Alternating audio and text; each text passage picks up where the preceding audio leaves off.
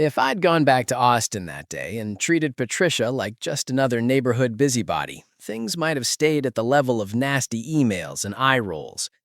Oil has a way of turning petty into dangerous. The first real shot across the bow came a week later in the form of a thick envelope from the Cedar Mesa Estates Homeowners Association, addressed to me at the ranch. Notice of Assessment and Access Restriction, it said at the top, in a font that wanted to be important. According to Patricia and her board, any industrial traffic using Beck Ranch Road to access adjacent properties was now subject to a road impact mitigation fee of $500 per vehicle per month, payable to the HOA. Failure to comply would result in civil action and pursuit of liens against involved properties. They'd also enclosed a road use agreement they wanted me to sign, ceding management authority for ingress and egress to the HOA so they could coordinate with corporate stakeholders on behalf of the community. In plain English, pay us protection money and sign over control, or we'll try to sue you into submission. I read the whole thing twice, then laughed out loud in my kitchen, the sound bouncing off cabinets my grandfather had built with his own hands. Here's something every landowner should understand. Just because someone prints words on fancy letterhead doesn't make them law. HOAs can only control what they actually own. They don't magically absorb neighboring roads or ranches because they say community a lot. I drove back to Austin that night and called my mineral lawyer, a calm woman named Elena Harper, who handled Westline's side of the lease negotiation. "Elena, you see this?" I asked, forwarding her the HOA packet. 5 minutes later, my phone rang. "Well," she said dryly, "they're either very brave or very stupid." "Can they do any of this?" I asked. "Short answer, no," she said. "Long answer, they can try to make your life miserable, but they have no authority over your easements or mineral development. The mineral estate is the dominant estate in Texas. As long as Westline is using the road reasonably and within the lease terms, an HOA next door can't slap toll booths on it." "What about these threats of liens and impact fees?" "HOAs can't lien property they don't govern," she said.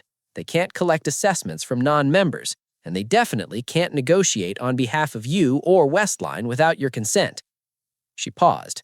"I'm more concerned about them talking to the operator behind your back. I've seen HOAs try to shake down companies for donations or concessions that cut the actual landowner out. I'll give Westline a heads up and loop in their counsel."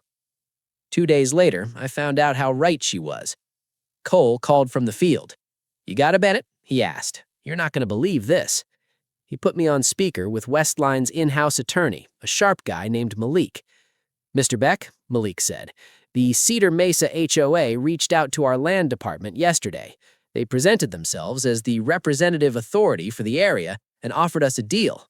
We pay the HOA a monthly community impact fee, agree to route all traffic according to their rules, and consider building them a sound wall and a new playground in exchange for their cooperation." I felt my jaw clench. "They don't own an inch of my place," I said. "They never asked my permission to speak for me." "Oh, we know," Malik said. "We told them any agreements related to access and impact needed to go through you as the surface owner. They did not take that well." Cole chuckled in the background. "She said she'd go over your head to the county," he added. "I didn't have the heart to tell her the county judge's brother runs a rig." We all laughed, but under it was a harder edge. Patricia wasn't just annoying anymore. She was trying to turn my family's land into a bargaining chip for her pet projects. That's when I did the thing Cole had advised on day one. I got my paper in order. I spent a Saturday in the dusty records room at the county courthouse, pulling every document tied to Beck Ranch Road. My grandfather had recorded an explicit ingress-egress easement in the 1970s, long before Cedar Mesa existed, granting perpetual right of access from the state highway across our land to the interior sections. When he sold the Cedar Mesa corner, he'd carved that easement out in bold language. "Buyer acknowledges existing access easement for benefit of remaining Beck Ranch acreage. Buyer shall not impede or restrict such use by me, my tenants, my invitees, or my operator." The subdivision plat showed their internal streets and a little cul-de-sac kissing the edge of my road. In tiny print, a note: "Existing private ranch road, not dedicated to public, serves adjacent property. HOA not responsible for maintenance.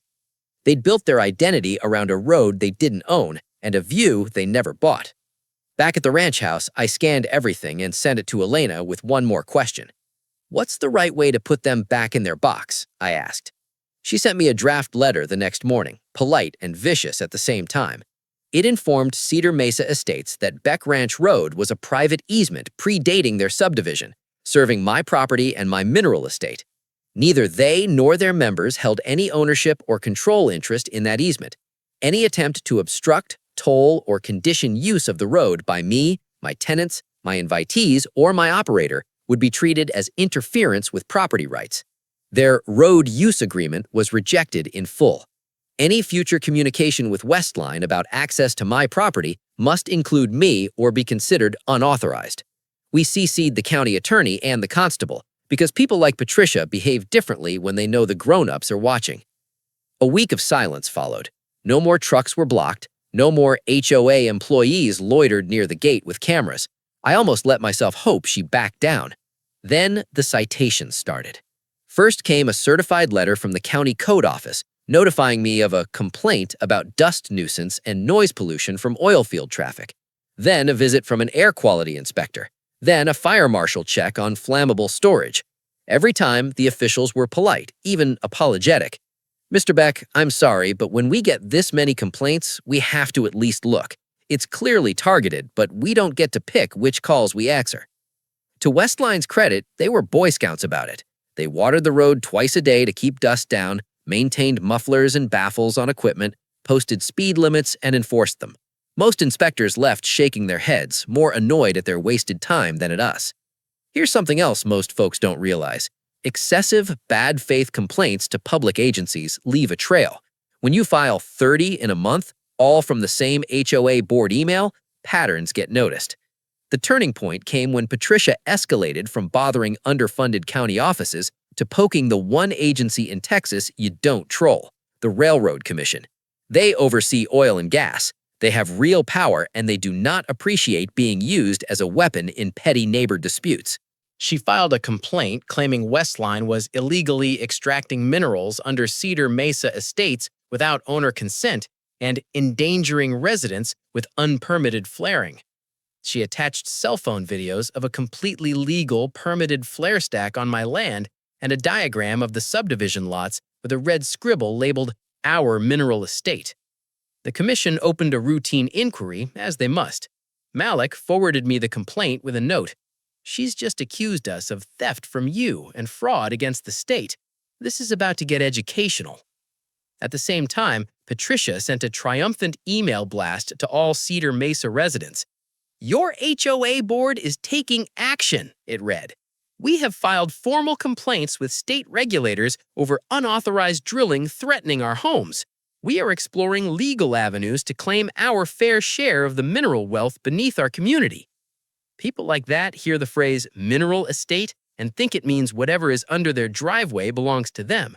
In Texas, unless your developer specifically reserved and then conveyed mineral rights, most suburban HOA lots have zero mineral ownership. The minerals under Cedar Mesa were still tied to the original Beck Ranch tract, my grandfather's stubborn signature, my inheritance. 2 weeks later, the Railroad Commission investigator, a woman named Torres, came out to the site. She toured the rig, checked permits, reviewed Westline's subsurface maps, and then asked to meet with me and Patricia together. We gathered under the shade of a mesquite by the gate, me in dusty boots, Cole in his hard hat, Patricia in her pristine sneakers and a blouse that did not understand barbed wire. "Let me explain this in simple terms," Torres said, holding a folder of charts. "The minerals under this section," she pointed to my ranch, "are leased from Mr. Beck by Westline. The drilling unit outlined in their permit includes only his mineral estate and other leased tracts to the north and west. Your subdivision sits on surface property your developer bought. He did not reserve or convey any mineral rights to your HOA. You have no mineral interest here." Patricia's face flushed. "But the map shows the formation under all of us," she insisted. "You're telling me they can just take it without paying us?" she demanded. I met her gaze. "You're living on land my grandfather used to graze cattle on," I said. He sold the surface to your developer. He kept the minerals. You bought a house, not an oil well. Torres cleared her throat. One more thing, she added. Your complaint accused Westline of unpermitted operations and mineral theft. Our review found their permits in order. Filing false or frivolous complaints wastes state resources. We keep track of that. Please make sure any future reports are based on actual evidence, not misunderstandings about property law. The look on Patricia's face then was the first crack I'd seen in her armor. For the first time, she realized her title of HOA president didn't impress people who carried state badges. As Torres drove away, Cole grinned. "Told you," he said. "You've got leverage they can't touch." And that's when I understood the real gift my grandfather had left me. Not just the land, not just the minerals, but a legal wall between my ranch and any HOA that thought it could vote itself a share. Within a month of Torres's visit, the war Patricia thought she was waging started collapsing on her side of the fence. The inspector caravans stopped. The Railroad Commission didn't shut us down, they filed her complaint and moved on. Trucks still rolled past Cedar Mesa, but slower and quieter, with dust control and speed signs Westline had already added. The only thing that kept escalating was her email. She sent long blasts about stolen oil and hinted at a small legal assessment to fund a lawsuit to claim our share. That was what finally snapped people awake. It's one thing to grumble at a neighbor you don't know. It's another to write a check for a fight every lawyer says you're going to lose. One evening, as I was locking the ranch gate, a silver SUV eased up on the subdivision side. A guy in his 40s in a polo and jeans stepped out, palms up. "Mr. Beck, I'm Joel, lot 27. Still on the board for now." He gave a tired half smile. "Most of us never wanted a war with you. We bought Ranch View lots without anyone explaining who owned the road or the minerals. Now we're being told to pay to sue you for something the state just confirmed is yours." He glanced past me at the rig against the sunset. "We don't need a cut of your check," he said.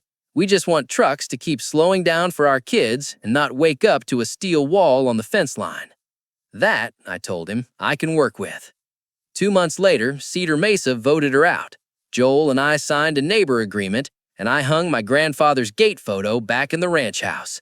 A reminder that ink and backbone still beat HOA newsletters.